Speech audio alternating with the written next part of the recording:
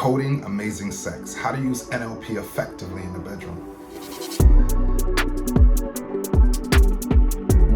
Hey, I'm Jet Reynolds. Welcome back to the gifted channel, The Goat Farm, where it sucks to be number 2, only number 1's over here. Now, coding women. What the hell does that mean? You know, I always think back to that scene. There's a scene in Silence of the Lamb where Jodie Foster's character, she's talking to someone, but she's talking about Anthony Hopkins' character. And they were talking about how one time he was imprisoned in a cell, and the cellmate next to him, well, it wasn't a cellmate, but the guy in the cell next to him, Anthony Hopkins' character had whispered something in his ear.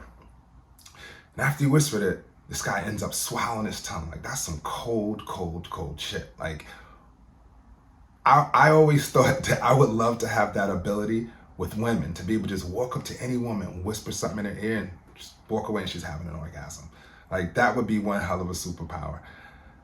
It's not far from what's actually capable.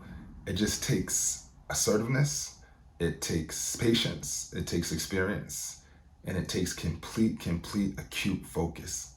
NLP, what does it stand for? Neurologic Linguistic Programming.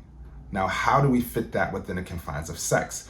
Basically, what it means in a nutshell is that we are conditioning one's emotion to certain trigger words based on our observation. First off, let's be clear, baseline. As with everything I've ever taught, every woman is different.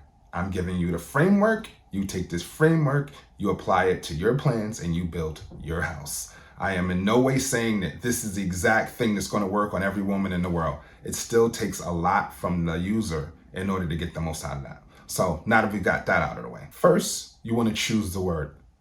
The word has to be a word that can be used in everyday life, preferably around something that's when someone's having an emotional rise, like something exciting or something like that, something that relates to joy and excitement, adrenaline, something like that. You want a word that you can use in a bedroom and a word that you can use during a place like that. So you have to think about what words you're going to choose, number 1.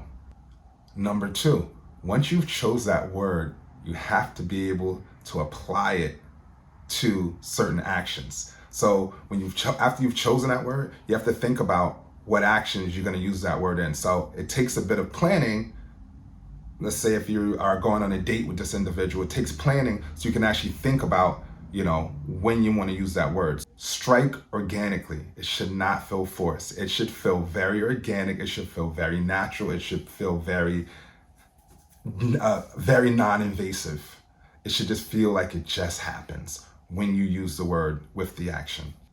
Now, when you choose an action, I'll give you a couple ideas. One thing I like to say is sporting events. Sporting events are good because it's something you guys, especially if you're rooting for the same team, because you guys are experiencing this excitement together. So when these excitement moments are happening, you're using this word and, you know, not overly, very organically, you're using this word, and she doesn't even realize that this word is being tied to every time there's some sort of excitement. Double dates work. Anything that allows you guys to be a team together and experience emotional happiness together, those things are going to be great for you.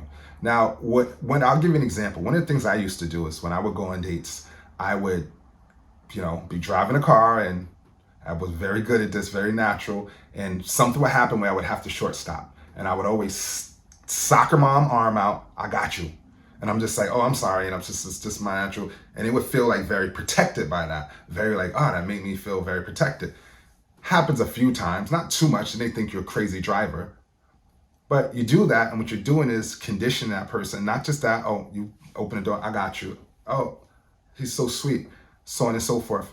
Now, I was able to use that word with this particular individual. I was able to use that word later on during we were having gifted sex, and right when I was ready for her to have an orgasm, you know what really took it over the top and made it a gifted orgasm? Part of it was that I whispered in her ear, I got you.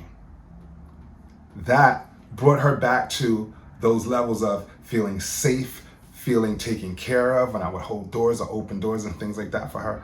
Subconsciously, she didn't realize why it was even so intense. Like, wow, that was super intense orgasm. That's because I gave it a shot of adrenaline that she had no idea about. NLP at its finest.